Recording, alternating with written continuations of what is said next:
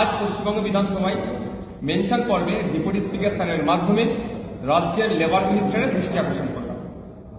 বাঙালি পরিযায়ী শ্রমিকদেরকে যেভাবে ভিন্ন রাজ্যে প্রশাসনের দ্বারা হেনস্থা হতে হচ্ছে এবং সেই সমস্ত রাজ্যের কিছু দুষ্কৃতীদের দ্বারা শারীরিক মানসিক অত্যাচারের শিকার হতে হচ্ছে, এটার অবসান হওয়া দরকার। এই মর্মে লেবার দপ্তর যাতে লেবার মিনিস্টার যাতে সদর্থক ভূমিকা নেয় তার আবেদন করলাম। আমরা জানি আমাদের পশ্চিমবাংলা থেকে 21 থেকে 22 লক্ষ অফিসিয়াল ডেটা অনুযায়ী শ্রমিক ভিন্ন রাজ্যে কাজ করছে। আহমেদাবাদে আছে, গুজরাটে আছে, তেলেঙ্গানাতে আছে, মহারাষ্ট্রে আছে, উড়িষ্যাতে আছে, আসামে আছে, হরিয়ানাতে আছে, বিভিন্ন রাজ্যে কাজ করছে। আর বিভিন্ন রাজ্যের শ্রমিক আমাদের রাজ্যে প্রায় 2 কোটি মতো আছে।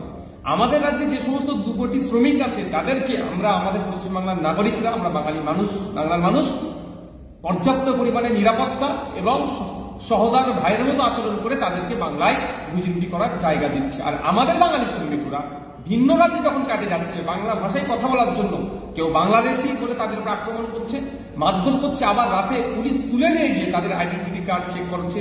অনেক সময় দেখছি গরু ছাগলকে যেভাবে বাজার থেকে কিনে নিয়ে যায় সেই রৌদ্রতে তাদেরকে হাঁটাচ্ছে, মানে সম্পূর্ণরূপে অমানসিক অত্যাচার হচ্ছে। আর কিছু কিছু জায়গায় বাংলা ভাষায় কথা বলার জন্য তাদেরকে মারধর করছে দুষ্কৃতীরা, তাদেরকে বলছে বাংলায় ফিরে, তোরা ওয়েস্ট বেঙ্গলে ফিরে যা, তোরা বাংলাদেশে এখানে থাকবি না বলে তাড়াচ্ছে।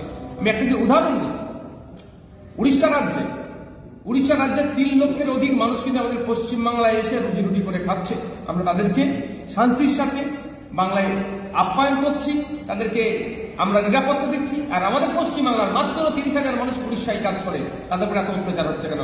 মেদিনীপুরের মানুষ, হাওড়ার মানুষ, হুগলির মানুষ, মুর্শিদাবাদের মানুষ, মালদার মানুষদেরকে মারধর করে সেখান থেকে তাড়িয়ে দিচ্ছে। এটা অবসান হওয়া দরকার। এই জন্য আজকে আমাদের রাজ্যের বিধানসভায় যেখানে আইন তৈরি হয় সেই হাউসে রাজ্যের শ্রমমন্ত্রীকে দৃষ্টি আকর্ষণ করেছে।